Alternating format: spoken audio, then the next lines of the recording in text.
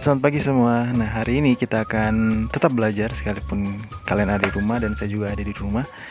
Tapi kita tetap harus semangat belajar. Nah, hari ini kita akan mempelajari materi kelas 11. Kelas 11 matematika wajib, materi tentang transformasi geometri. Nah, tapi sebelum kalian menonton video ini, jangan lupa untuk makan, jangan lupa untuk olahraga, jangan lupa untuk minum air putih yang banyak, jangan lupa untuk berdoa. Oke, untuk bisa mengerti, tonton video ini sampai selesai. Dan jangan lupa di akhir video, nanti Pak Guru akan memberikan latihan, soal, tugas, supaya kalian lebih mengerti. Oke, selamat menyaksikan video ini. Tuhan berkati.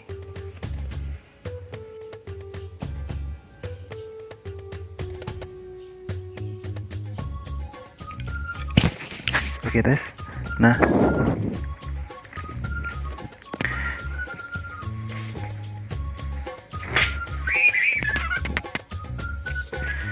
oke, selamat pagi semua. Nah, saat ini kita akan mempelajari materi tentang transformasi geometri. Nah, di mana dasar dari transformasi geometri ini itu ada 4. Nah, keempat itu yang pertama adalah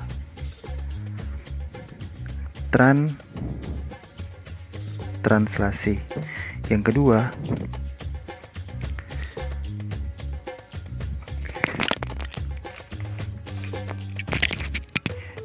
itu ada refleksi. Yang ketiga ada rotasi. Dan yang keempat ada dilatasi.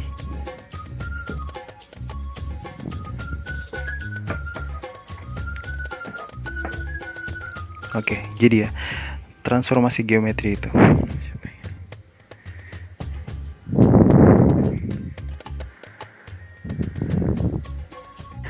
Oke, bagian pertama yaitu translasi. Apa sih itu translasi? Nah, secara umum, secara garis besar, secara mudahnya kita pahami, translasi itu adalah pergeseran. Misalnya, kalian pasti pernah memindahkan meja atau kursi dari satu titik ke titik yang lain. Otomatis dia pasti berpindah toh, atau dia pasti bergeser toh. Nah, translasi itu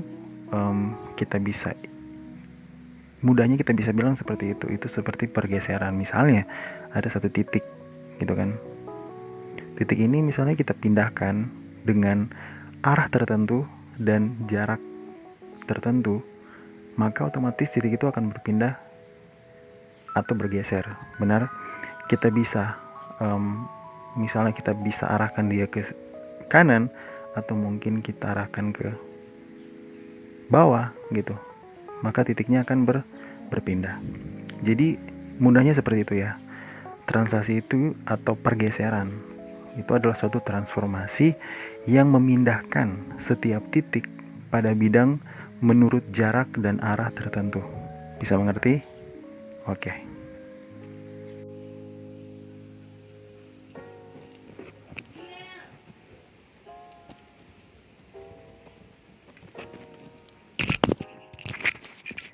Yang kedua adalah refleksi.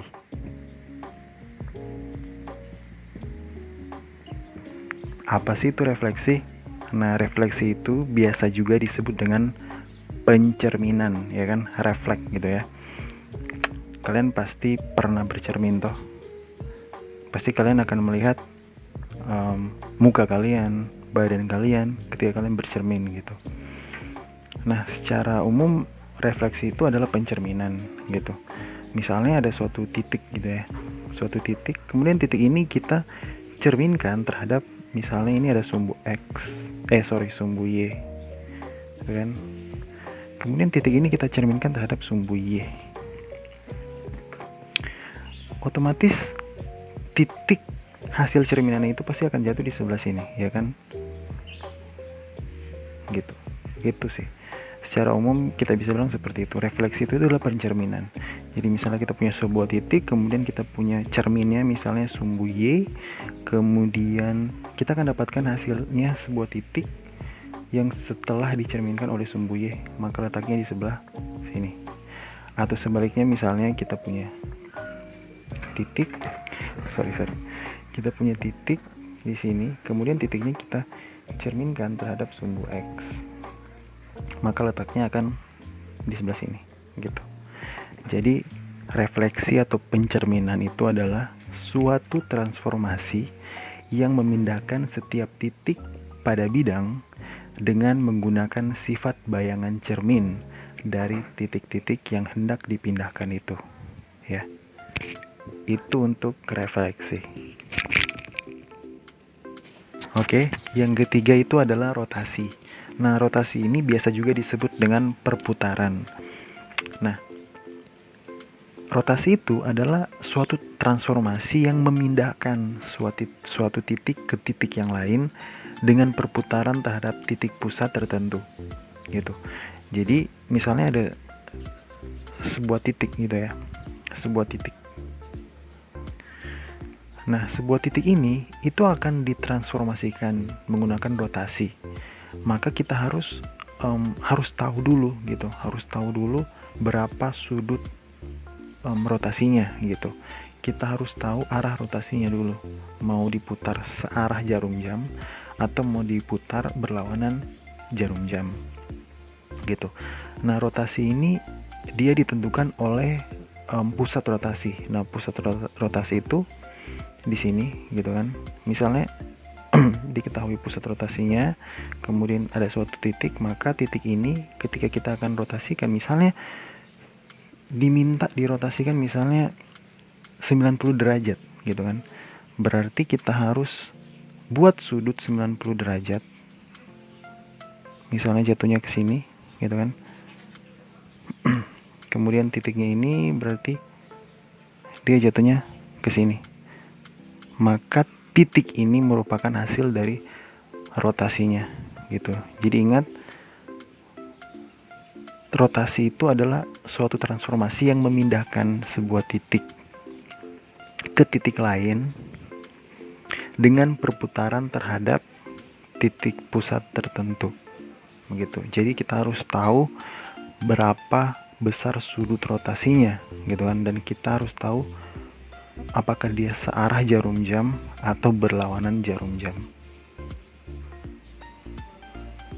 Itu rotasi. Oke, yang keempat kita akan mempelajari tentang dilatasi. Nah, kalau dalam kehidupan sehari-hari, dilatasi itu kita temukan ketika kita mengabadikan sesuatu menggunakan smartphone kita masing-masing, ya kan? Kalian pasti pernah memotret sesuatu gitu. Apakah kalian yang dipotret atau apapun itu, kalian pasti pernah menggunakan mode zoom gitu ya. Jadi supaya gambarnya diperbesar gitu atau gambarnya diperkecil gitu kan. Ketika kalian melakukan itu, sebenarnya kalian sudah melakukan yang namanya dilatasi gitu. Bentuk yang kalian potret ketika di zoom, bentuknya kan tetap, tetapi ukurannya pasti berubah. Apakah dia menjadi lebih besar atau dia menjadi lebih kecil. Nah, itulah yang kita akan pelajari di dilatasi.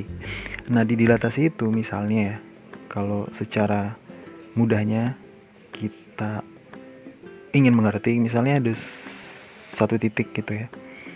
Kemudian titik ini kita akan didilatasikan. Misalnya jarak dari titik pusat misalnya 1 cm gitu ya. 1 cm. Maka ketika kita mendilatasikannya dia misalnya 2 kali lipat misalnya, otomatis